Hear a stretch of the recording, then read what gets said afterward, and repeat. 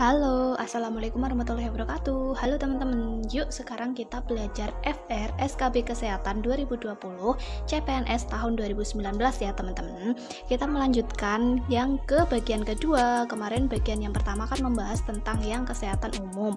Dan sekarang kita membahas soal yang tentang kebidanan ya teman-teman. Oke, cus kita mulai belajar. Bismillahirrahmanirrahim. Yap, kita langsung ke pembahasannya ya teman-teman. Terdapat soal tentang KB dan nifas. Ini, ibu menyusui anti menggunakan KB yang mengandung estrogen. Kenapa? Karena estrogen dapat menekan produksi ASI dan nanti produksi ASI ibu menjadi tidak lancar ya teman-teman. Dan ibu yang menyusui ini cocoknya menggunakan KB kondom bagi si suami ya teman-teman. Dan ibu bisa MAL atau metode amenorelaktasi, yaitu syaratnya ibu harus menyusui eksklusif 6 bulan. Ibu bisa menggunakan KB mini pill. Itu adalah jenis KB yang mengandung hormon progestin saja. Ibu dan suami bisa menggunakan teknik KB senggama terputus. Ibu bisa menggunakan KB suntik 3 bulan yang dimulai setelah 6 minggu pasca salin. Oh ya teman-teman, suntik 3 bulan yaitu DMPA ya teman-teman, depomedroksiprogesteron asetat. Suntik 3 bulan hanya mengandung hormon progestin.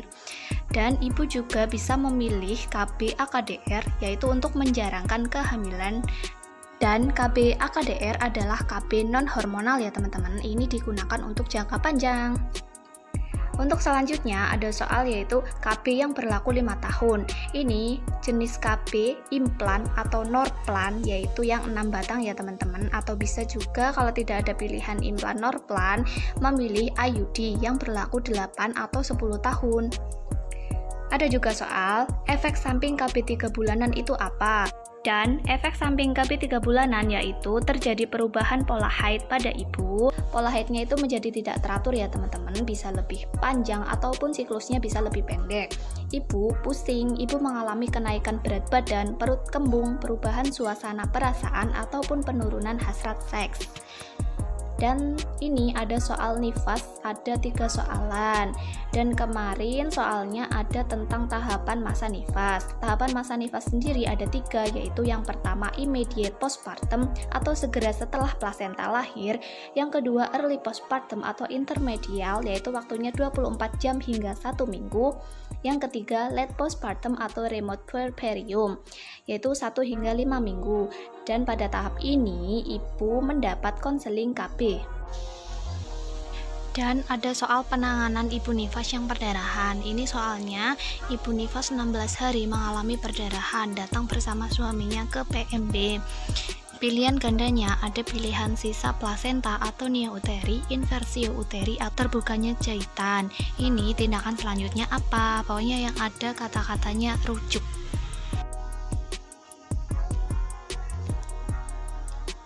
Dan ini kita sekarang belajar tentang penyebab yang harus dipikirkan dan gejala dan tandanya. Perdarahan khususnya pada atonia uteri, tanda dan gejalanya yaitu perdarahan segera setelah anak lahir, uterus tidak berkontraksi atau lembek. Sedangkan untuk retensio plasenta, yaitu plasenta belum dilahirkan dalam 30 menit setelah kelahiran bayi. Sisa plasenta, tanda dan gejalanya yaitu plasenta atau sebagian selaput yang mengandung pembuluh darah tidak lengkap. Perdarahan dapat muncul 6-10 hari pasca salin disertai subinvolusi uterus. Untuk kasus perdarahan selanjutnya yaitu ada robekan jalan lahir. Tanda dan gejalanya yaitu terjadi perdarahan segera, darah segar yang mengalir segera setelah bayi lahir. Ada juga kasus ruptur uteri yaitu perdarahan segera atau perdarahan intraabdominal dan atau pervaginam, nyeri perut yang hebat, kontraksi yang hilang. Ini ada lagi inversio uteri yaitu tanda dan gejalanya fundus uteri tidak teraba pada palpasi abdomen, lumen vagina terisi massa dan nyeri ringan atau berat. Selanjutnya, penyebab yang harus dipikirkan adalah gangguan pembekuan darah. Tanda dan gejalanya yaitu perdarahan tidak berhenti, encer, tidak terlihat gumpalan darah. Terjadi kegagalan terbentuknya gumpalan pada uji pembekuan darah sederhana dan terdapat faktor predisposisi seperti solusio plasenta. kematian janin dalam uterus, eklamsia, ataupun emboli air ketuban. Perdarahan dapat ringan bila bekuan darah menutup serviks atau bila ibu berbaring telentang, dan pada inversio komplit dapat tidak terjadi perdarahan. Lanjut ke yang selanjutnya, ada soal tentang proses persalinan, yaitu pengertiannya sendiri adalah proses alamiah di mana terjadinya dilatasi serviks, lahirnya bayi dan plasenta dari rahim ibu. Ada juga soal tentang fase-fase persalinan. Teman-teman harus paham ya tentang fase-fase persalinan, yaitu ada dua. Yang pertama fase kala 1 fase laten, yaitu pembukaan 0-3 cm, dan yang kedua ada fase kala 1 fase aktif, terbagi lagi menjadi 3. Akselerasi pembukaan 3-4 cm, dilatasi maksimal 4-9 cm, dan deselerasi yaitu pembukaan 9-10 cm. Teman-teman harus memahami pada soal arah soalnya itu pembukaannya berapa, dan nanti ditanyakannya itu diagnosanya apa, nanti masuk ke dalam akselerasi, dilatasi maksimal, atau deselerasi. Ini ada juga soal tentang yang APN ya teman-teman, jadi harus paham urutan APN dari kala 1 sampai kala 4. Ini ada soal tentang yang 15 menit plasenta belum lahir, tindakan selanjutnya apa, yaitu kita harus suntik oksi yang kedua. Beda lagi jika misal 10 menit plasenta belum lahir, maka kita melanjutkan PTT. Tetapi jika sudah 30 menit atau lebih, itu sudah tanda-tanda terjadinya retensio plasenta ataupun bisa atonia uteri jika kontraksinya lembek ya teman-teman. Terus selanjutnya ada tanda-tanda lepasnya plasenta. Lepasnya plasenta yaitu ditandai dengan adanya nyeri perut ibu, uterus globuler, tali pusat memanjang, dan ada semburan darah tiba-tiba. Ada lagi soal tentang penanganan selanjutnya jika sudah dilakukan penanganan awal asfiksia.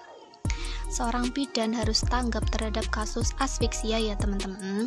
Ini dilakukan VTP dalam keadaan yaitu bayi dalam keadaan apnu, frekuensi jantung kurang dari 100 kali per menit, tetap sianosis walaupun sudah diberi oksigen aliran bebas. Dan perlu diperhatikan sebelum VTP pastikan posisi kepala bayi dalam keadaan tengadah. VTP menggunakan balon sungkup diberikan selama 30 detik dengan kecepatan 40-60 kali per menit atau 20-30 kali per 30 detik. Pastikan dada bergerak naik turun dan lakukan penilaian setelah VTP 30 detik. Oke, ke selanjutnya yaitu ada soal tentang yang ditanyakan itu hilang sensitif BAK itu kenapa? Kemarin saya jawabnya gangguan traktus urinarius atau ini yang berhubungan dengan saluran berkemih ya teman-teman. Soalnya pada pilihan gandanya itu ada yang sistem muskuloskeletal, sistem kardiovaskuler, dan yang lainnya. Ini kita bahas ya teman-teman. Pada ibu nifas terjadi perubahan sistem pencernaan, yaitu diperlukan waktu 3-4 hari sebelum faal usus kembali normal. Maka dari itu ibu nifas itu biasanya mengalami sembelit ya teman-teman, maka harus disarankan untuk mengonsumsi makanan yang banyak mengandung serat dan banyak minum air putih. Selanjutnya, perubahan sistem muskuloskeletal ibu nifas, yaitu adaptasi ini mencakup hal-hal yang membantu relaksasi dan hipermobilitas sendi dan perubahan pusat gravitasi ibu akibat pembesaran rahim. Kulit mengendur berminggu-minggu sampai normal, striae tidak hilang sempurna, ligamen-ligamen dan diafragma pelvis serta fasia yang meregang sewaktu kehamilan dan nifas berangsur-angsur menciut. Ini pada perubahan sistem kardiovaskuler ibu nifas setelah terjadi diuresis yang mencolok akibat penurunan kadar estrogen, volume darah kembali dalam keadaan tidak hamil, jumlah sel darah merah dan hemoglobin kembali normal pada hari kelima. Dan lanjut, ada soal tentang infeksi masa nifas, IMS, dan penyebab bakterinya itu apa. Jadi teman-teman harus paham ya tentang IMS dan bakteri-bakteri penyebabnya ya. Terus selanjutnya ada soal tentang penanganan primer atau rehabilitasi narkoba. Kita lanjut aja ya teman-teman. Ini ada soal tentang sterilisasi yang paling bagus itu apa. Di pilihan jawabannya ada sterilisasi kimia, sterilisasi kering, dan dekontaminasi. Terus ada juga yang lain tapi lupa. Ini sterilisasi kering gunanya untuk melisiskan protein dalam organisme apapun, menyebabkan kerusakan radikal bebas oksidatif dan menyebabkan pengeringan sel. Sedangkan untuk sterilisasi kimia, yaitu menggunakan zat-zat kimia, jika alat-alat medis yang memang bisa terkena air akan direndam ke dalam larutan kimia yang bisa mematikan bakteri, kuman, dan lain-lain ya teman-teman ini. Dan ini ada pada buku saku merah itu ya teman-teman. Langkah-langkah pemrosesan instrumen dekontaminasi ini merupakan rendam instrumen bekas pakai di dalam larutan klorin 0,5% selama 10 menit. Dan terdapat juga pencucian dan pembilasan. Ini cuci alat dengan menggunakan air, kemudian cuci lagi dengan deterjen dan air bersih mengalir. Dan yang ketiga ini yang ditanyakan di soal ya teman-teman, itu sterilisasi atau DTT. Kemarin saya milihnya sterilisasi kimia. Oke, kita lanjut. Ini ada soal tentang tujuan imunisasi TT pada ibu hamil apa, yaitu mencegah terjadinya infeksi tetanus pada bayi baru lahir. Dan ini ada acuan jika ibu hamil tersebut sudah mendapatkan imunisasi sewaktu bayi dan SD itu ya teman-teman. Maka pada saat ibu hamil suntik yang pertama kalinya nanti statusnya adalah TT2 dan ada jarak-jaraknya imunisasi TT1, 2, 3, 4, dan 5. Vaksin TT adalah vaksin yang aman dan tidak mempunyai kontraindikasi dalam pemberiannya. Meskipun demikian, imunisasi TT jangan diberikan pada ibu dengan riwayat reaksi berat terhadap imunisasi TT pada masa lalunya.